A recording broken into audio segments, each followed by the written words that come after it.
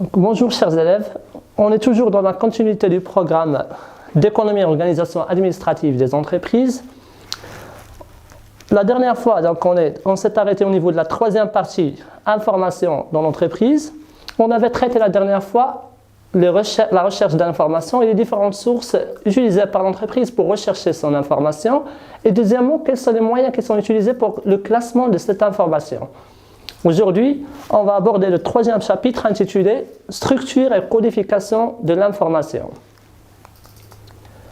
Donc, l'objectif de ce cours, ou les objectifs plutôt, sont premièrement d'identifier les différents éléments qui composent une information et deuxièmement, de pouvoir codifier l'information en utilisant les différentes méthodes.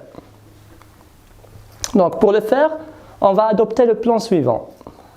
Premièrement, on va essayer de s'intéresser à la structure d'information, ça veut dire quels sont les éléments qui composent une information. Deuxièmement, aux méthodes utilisées pour codifier l'information. Donc, ces méthodes, donc, on va diviser en deux catégories. Codification fonctionnelle d'abord et la codification technologique ensuite. Donc, on commence premièrement par ce qu'on appelle la structure de l'information. On va prendre l'exemple d'une information. Donc, il s'agit d'une société qui est appelée bien sûr SA Sogep et qui est située à Meknes. Donc, cette information, donc, pour l'obtenir, ou pour l'écrire plutôt, donc, on utilise des éléments de base qui sont les chiffres, les lettres et les symboles. Ces éléments sont appelés caractères. La somme de caractères sont appelés mots, donc, qui peuvent être soit des mots alphabétiques, donc sous forme de, par exemple, d'adresse, El Farah, Meknes, etc., soit sous forme de chiffres, comme le chiffre 177 et le chiffre 59. Une suite de mots dans ce qu'on appelle une rubrique. Rue El Farah est une rubrique, par exemple, Société Sogep, c'est une rubrique, etc. La somme de toutes ces informations est appelée article.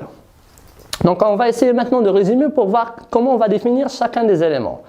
Donc, le caractère sont généralement des éléments de base qui sont utilisés dans l'information. Ces éléments peuvent être des lettres, ça veut dire les lettres de l'alphabet, A, B, C, etc. Ils peuvent être aussi des chiffres. Les chiffres, ça commence par exemple de 0, 1, 2, etc. Comme ça peut être des symboles qui sont utilisés dans la ponctuation, les virgules, les points, ou d'autres symboles qui sont utilisés dans les abréviations, comme les slash par exemple. La somme de caractères, ou un ensemble de caractères, nous donne ce qu'on appelle des mots. Les mots, c'est un ensemble de caractères qui sont réunis, qui sont classés et qui ont une signification. Ils peuvent être sous une forme alphabétique, sous forme de mots, par exemple le mot marocain, sous forme numérique, ça veut dire des chiffres, un ensemble de chiffres, comme des années par exemple, ou sous forme alphanumérique, ça veut dire une forme qui mélange entre les deux. Rue 13 par exemple. Un ensemble de rubriques, donc regroupés dans ce qu'on appelle, un ensemble de mots plutôt regroupés dans ce qu'on appelle une rubrique. Une rubrique, c'est donc un ensemble de mots qui ont un sens. Donc le cas des dates de naissance, le cas des adresses, etc. Et finalement, donc, la somme ou l'ensemble de rubriques nous donne ce qu'on appelle un article. Il s'agit d'un ensemble d'informations qui sont classées et qui ont une signification. Donc, il s'agit par exemple d'une fiche d'information sur un élève, il s'agit des informations sur une société, etc. Donc, la question qui se pose maintenant est pourquoi codifier une information? Pourquoi passer par cette étape très importante de la codification? Donc, l'information en général vient sous forme d'un langage qu'on appelle langage naturel, sous forme de paroles, sous forme de texte, sous forme de documents. Donc, il doit passer par une étape qui est appelée codification fonctionnelle. Pourquoi faire? Pour obtenir un langage qu'on va appeler langage abrégé. Ça veut dire un langage qui est résumé et qui facilite le traitement et l'utilisation de l'information. Ce langage abrégé passe ensuite par une autre codification qui est appelée codification technologique. Cette codification technologique permet de rendre cette information lisible ou perceptible par une machine ou par un ordinateur. On va voir bien sûr ensuite comment on obtient les différentes codifications et quelles sont les méthodes utilisées pour codifier cette information.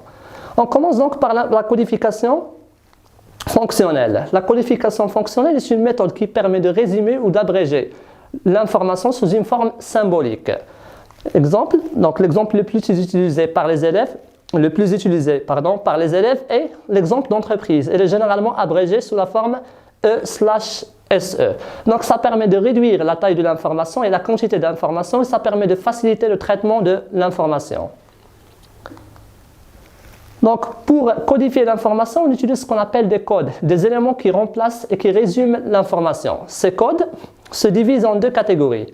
Le premier, on va l'appeler donc code élémentaire.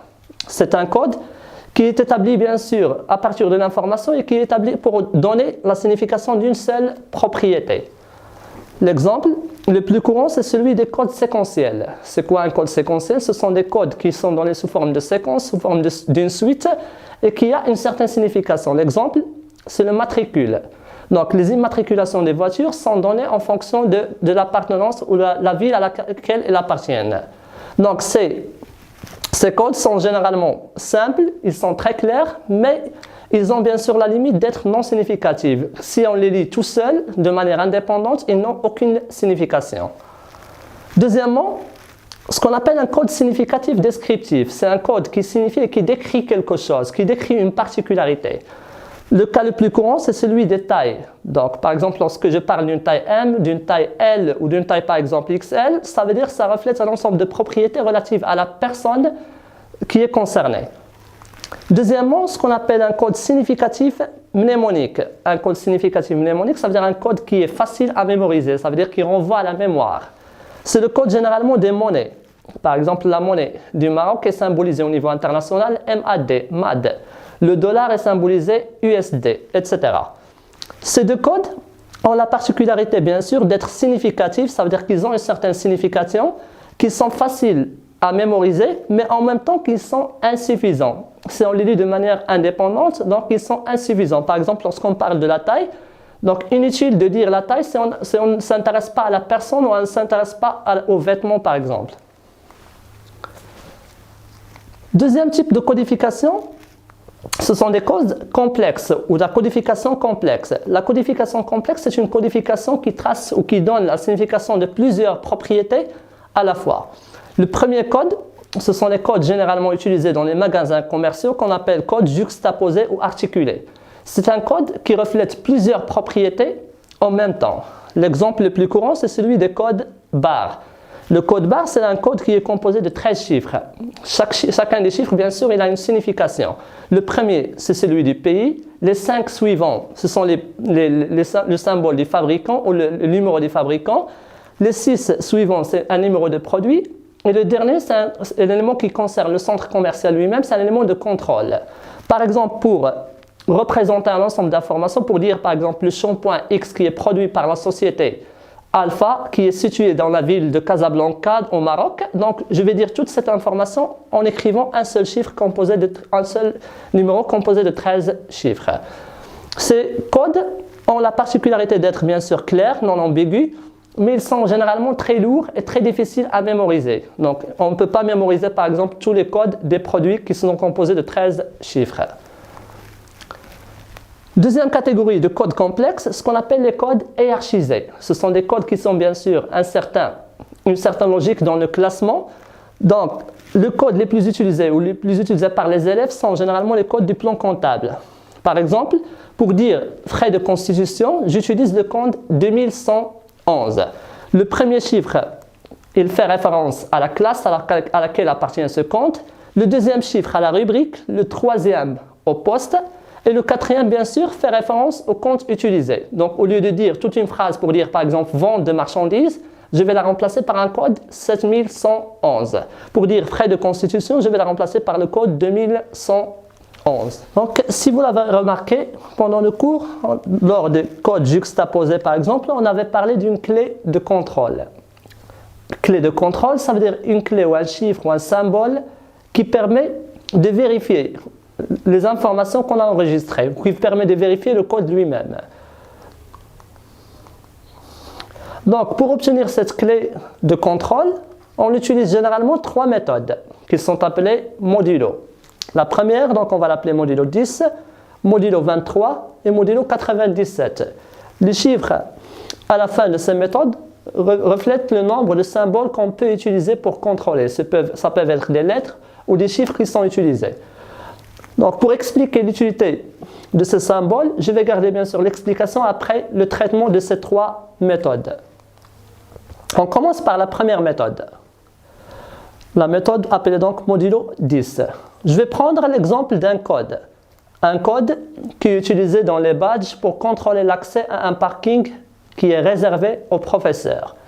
Ce code contient 4 chiffres. Le premier, réservé au sexe, ça veut dire est-ce qu'il s'agit d'hommes ou de femmes. Deuxièmement, le lycée professionnel dans lequel travaille ce professeur. Troisièmement, la spécialité ou la matière qui est enseignée par ce professeur. Et finalement, donc, on a laissé une petite case pour la clé de contrôle. Donc, pour obtenir cette clé de contrôle, selon la méthode modulo 10, on passe par 2 étapes. La première, dans laquelle on multiplie chacun des chiffres du code dans 1 ou 2 en fonction de son rang. Est-ce qu'il s'agit d'un rang impair ou pair? On commence de la droite vers la gauche. Le chiffre 4, par exemple, son rang c'est 1. S'il s'agit d'un chiffre impair, donc on le multiplie fois le chiffre 1. Le deuxième, c'est un chiffre bien sûr impair, c'est un chiffre pair, donc on le multiplie fois 2.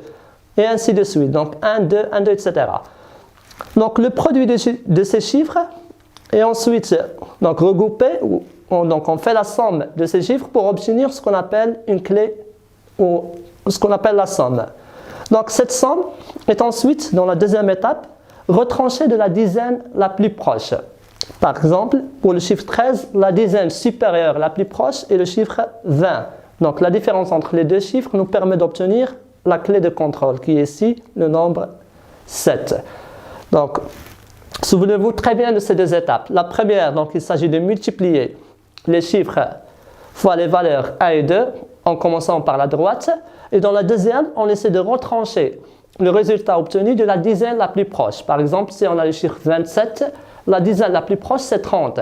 49, la dizaine la plus proche c'est 50, et ainsi de suite. Deuxième méthode, ce qu'on va appeler méthode modulo 23. On va reprendre toujours le même exemple, ça veut dire le code d'autorisation pour accéder au parking. Pour obtenir le code, on passe toujours par 2 étapes. La première, dans laquelle on divise le code par le chiffre 23. 23 qui est le nombre de codes qu'on va utiliser. Donc ici, il ne doit pas utiliser le décimal. Ça veut dire qu'on ne doit pas prendre les chiffres avec la virgule, car on est intéressé par le reste de la division. Ici, par exemple, le reste de la division, c'est le chiffre 14. La deuxième étape consiste à rechercher le chiffre parmi les lettres de l'alphabet. Par exemple, ici on a mis déjà les lettres de l'alphabet et on les a numérotées de 0 jusqu'à 22. Vous allez me dire bien sûr que les lettres de l'alphabet comptent 26 lettres. Donc, on a supprimé 3 de ces lettres. Pourquoi? Parce qu'ils ressemblent généralement à des chiffres. On a supprimé la lettre S parce qu'il ressemble au chiffre 5. On a supprimé la lettre O parce qu'il ressemble à 0. Et on a supprimé aussi la lettre I parce qu'il ressemble au chiffre 1. Donc, on recherche le reste de la division parmi les lettres de l'alphabet. Ici, par exemple, la lettre numérotée 14, c'est la lettre Q. Donc, on va dire que la clé de contrôle du chiffre 2314 est la lettre Q. Troisième méthode utilisée, appelée méthode modulo 97, passe par le même principe avec un petit changement. Donc, il s'agit de diviser le code par le chiffre 97.